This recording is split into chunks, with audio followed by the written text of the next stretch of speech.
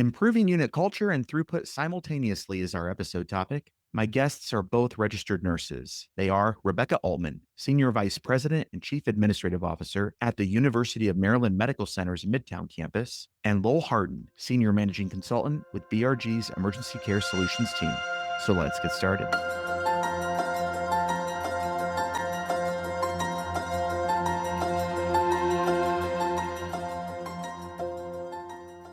Welcome to the BRG Nurse Executive Podcast.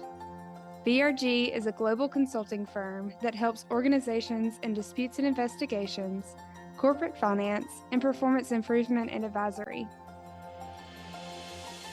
BRG's healthcare performance improvement practice offers multidisciplinary services to healthcare organizations. We focus on implementation with innovative, independent, and data-driven solutions. In the BRG Nurse Executive Podcast, we discuss improving patient care by advancing nursing leadership. For more information about BRG, please visit thinkbrg.com. Now here's your host, Nick Chmielewski. Rebecca, thank you so much for joining us today. Thank you for having me. My pleasure to be here. Before we get into our episode topic, can you share a little bit about yourself with our listeners? I'm the Senior Vice President of University of Maryland Medical Center, and I'm the CAO of the Midtown campus. I am an open heart nurse by background and training.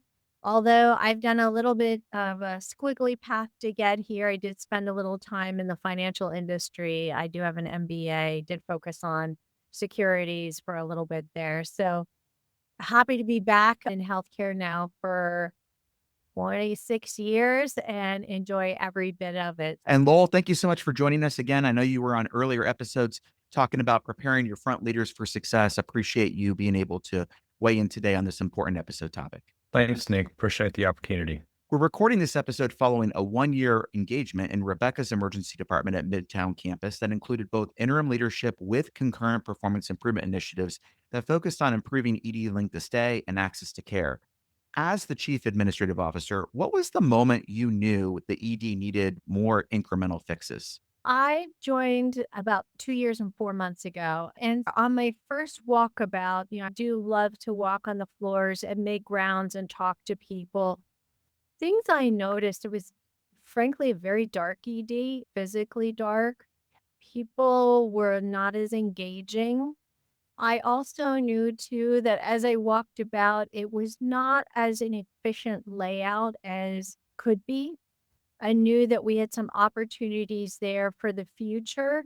As I listened to our safety huddle calls, there seemed to be a number of safety issues that came up through really missteps in communications. And so I really thought to dig into this, it would be really important. But also, I knew that at some point, if we're looking to have a brand new ED built, and that is something that we are striving and driving towards, we really need to get our workflows fixed. Also, when you looked at the data, we had challenges with left without being seen.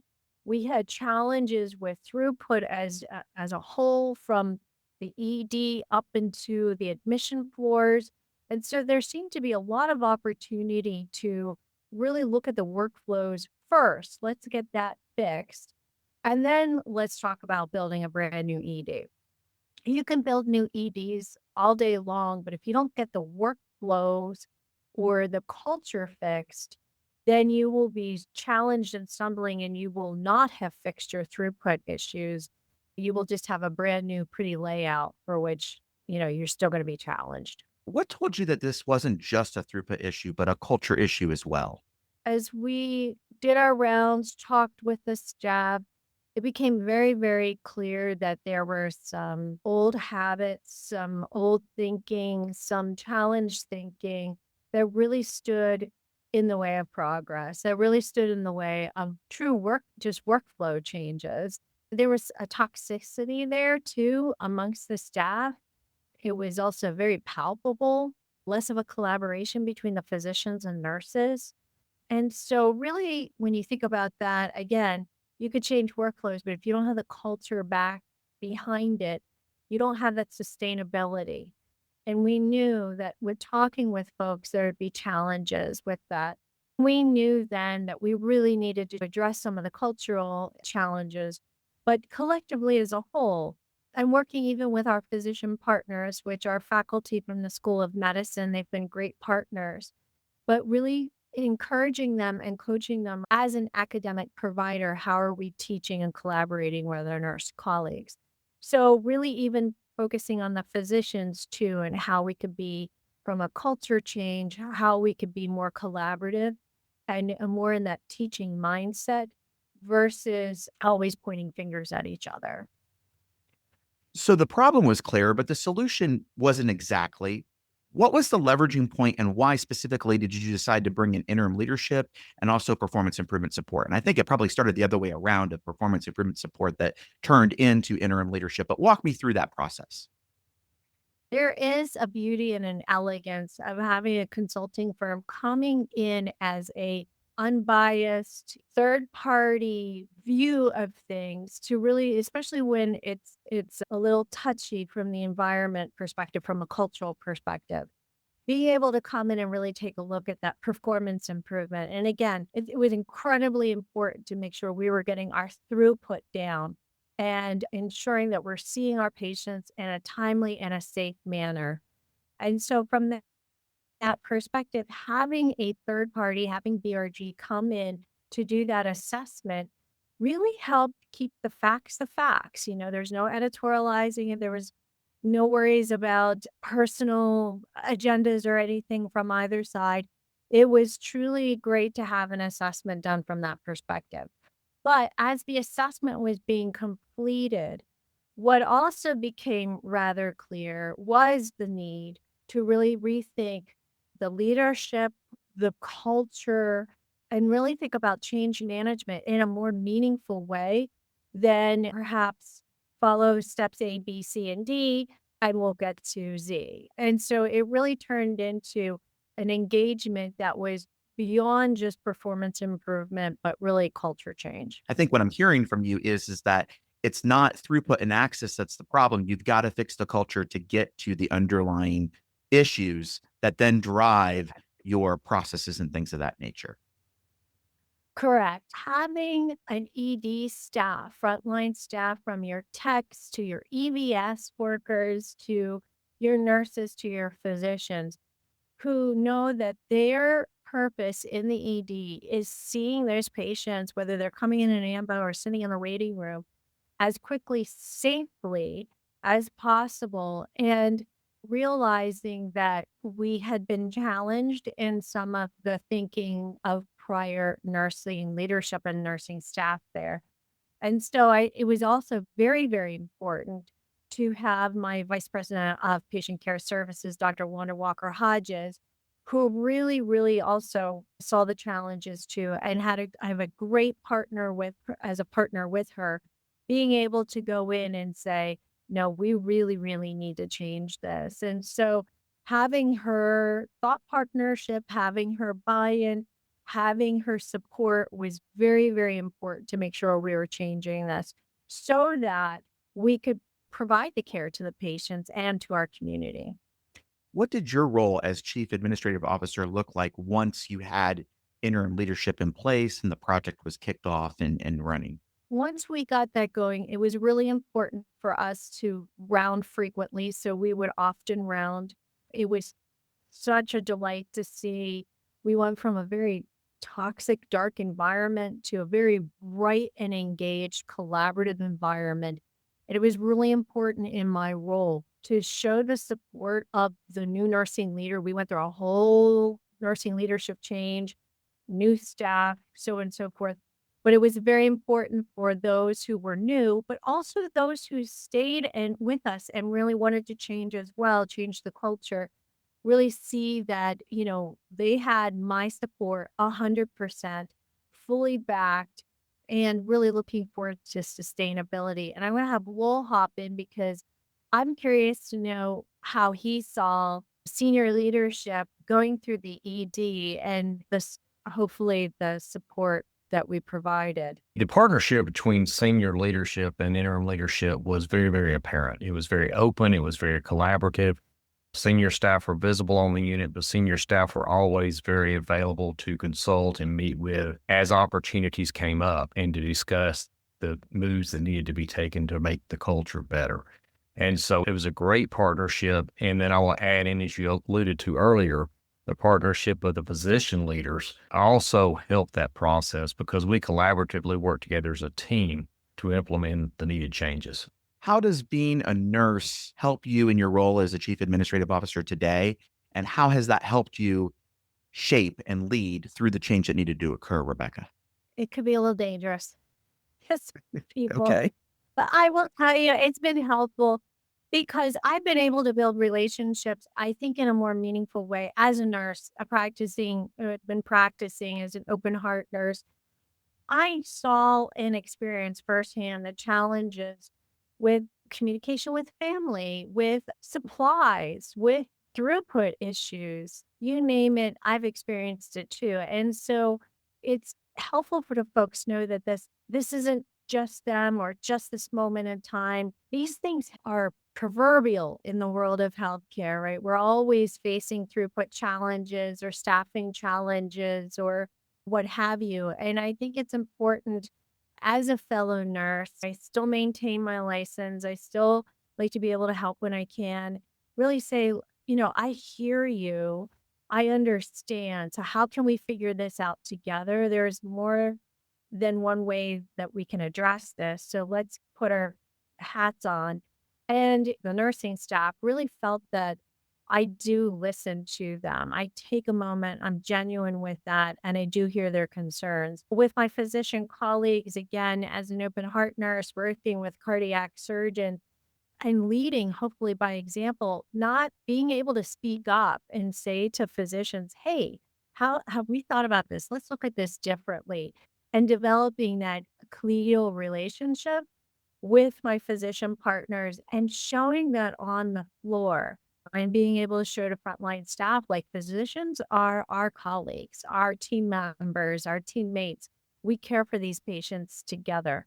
And so I think that has gone a long way. I'm not just somebody who has a MBA after the name or a lot of other spaghetti after my name. I think what happens is when people see that there is maybe a disconnect between the true bedside patient experience as a nurse or even as a physician experiencing that versus someone who's never really practiced clinically or touched a patient or had to deal with challenging conversations with patients and families and such.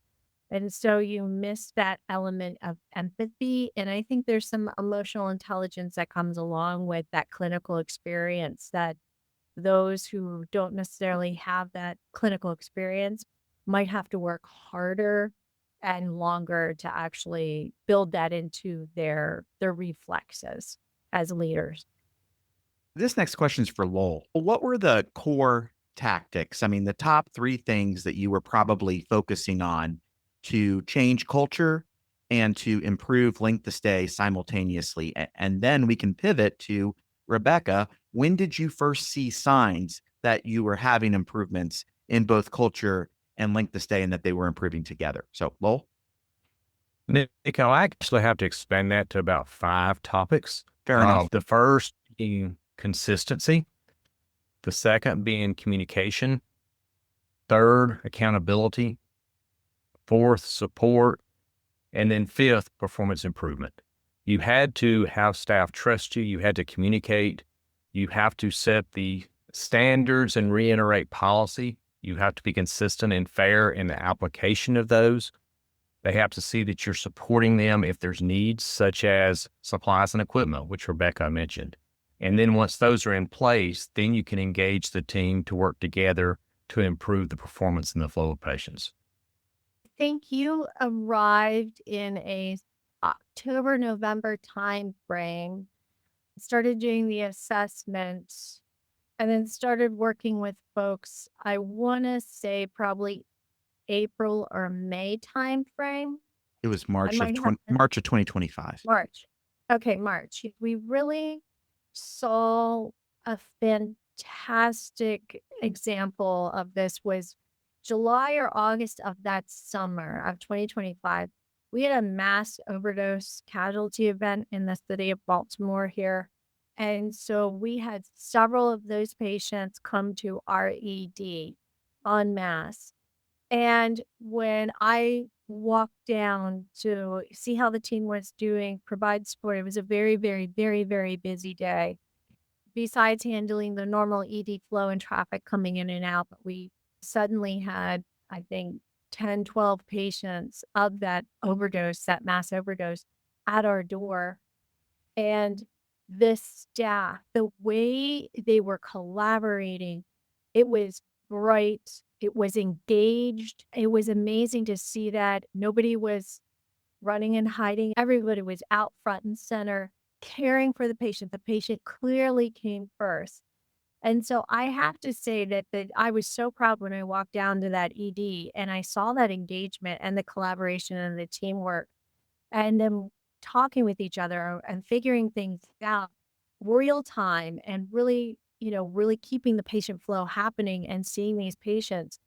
I really knew then we were on the right path and we were on the right trajectory. Then we had shortly thereafter, I received a letter. I think maybe Lowell received it, but we did receive a letter from our Baltimore City paramedics. And they were saying how whatever we've been doing, please keep it up because it's the first time in a long time that they really feel like they can bring patients to our ED and that we care for our patients. And it's such a different environment than it used to be. So I know we're not perfect yet. There's still more work and more room to grow and develop in this. But those moments were the moments where I knew we were heading in the right direction. And then I think the third element was the data. So with the physicians, we have been working with them and the staff on the throughput.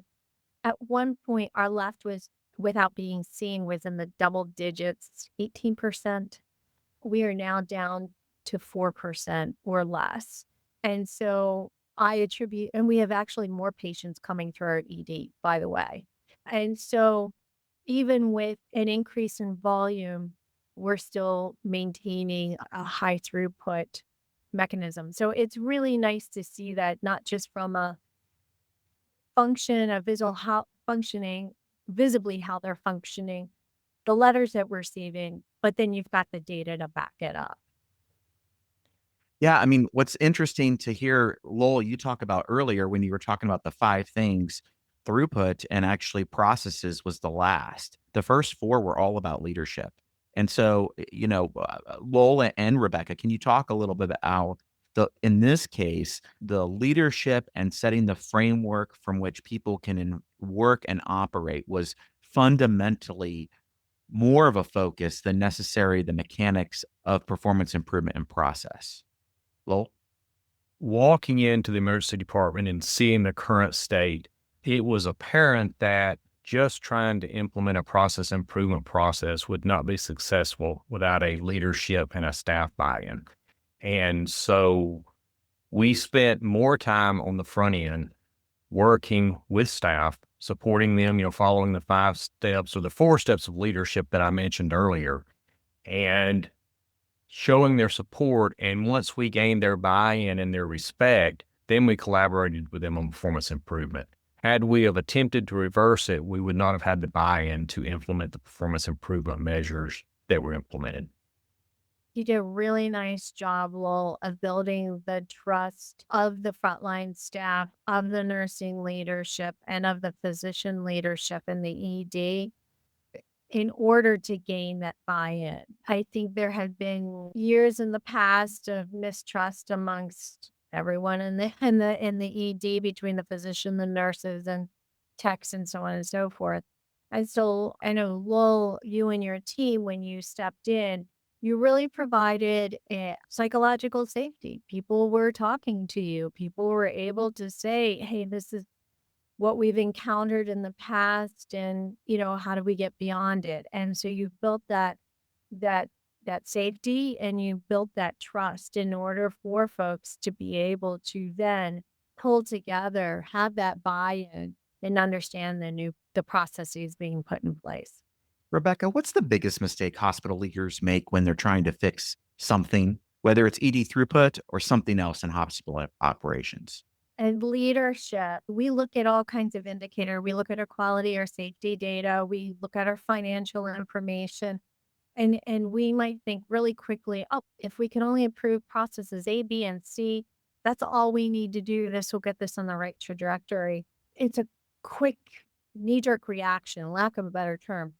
But I think folks that actually really need to see and dig into the whys, needing to step back and ask the 5 whys. It's like going to the Gemba. I think a lot of leaders, we look at a lot of data and information on paper, but unless you actually go to the front line, and we call it going to the Gemba, and really walking through and understanding what some of the challenges are, the frustrations or missteps that are happening, do you fully understand and realize, oh, this is deeper than just a simple process. This goes into culture, this goes into buy-in, this goes into how do we have a change in the environment from a culture perspective. And so I think a lot of leaders miss that moment to be able to ask themselves, but why? And having that curiosity to go dig into it further. And so I think that is the biggest opportunity when somebody is encountering performance improvement opportunities.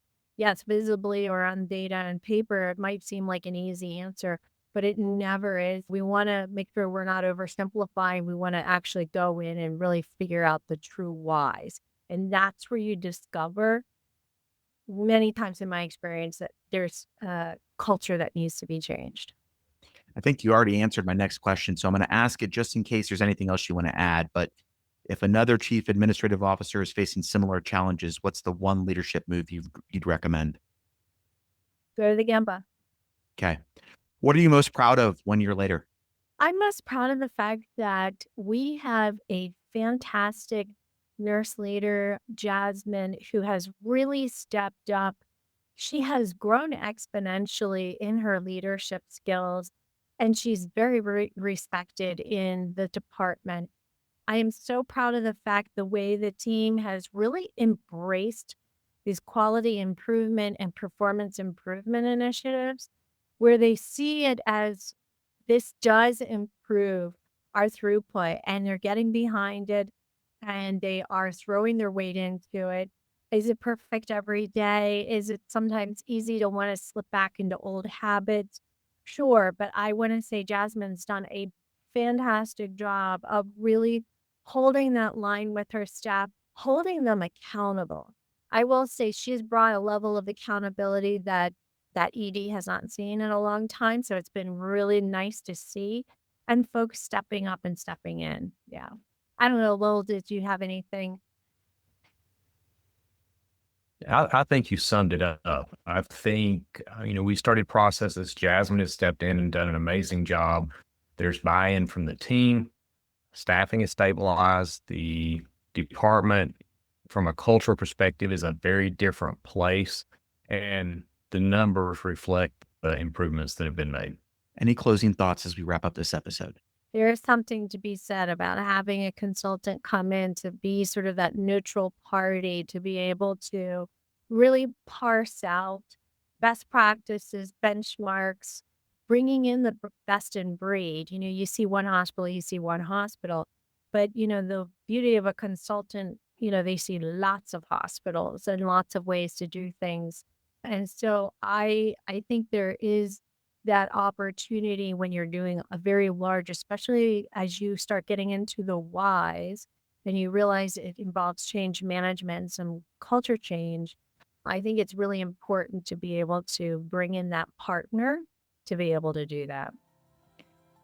Improving unit culture and throughput simultaneously has been our episode topic. Rebecca Altman, Lowell Hardin, thank you so much for your time today. My pleasure. Thank you for having me. Thank you, Nick and Rebecca. You've been listening to the BRG Nurse Executive Podcast, which focuses on improving patient care by advancing nursing leadership. The views and opinions expressed in this podcast are those of the host and podcast guest and do not necessarily reflect the opinions, position, or policy of the guest employer, Berkeley Research Group, or their other respective employees and affiliates.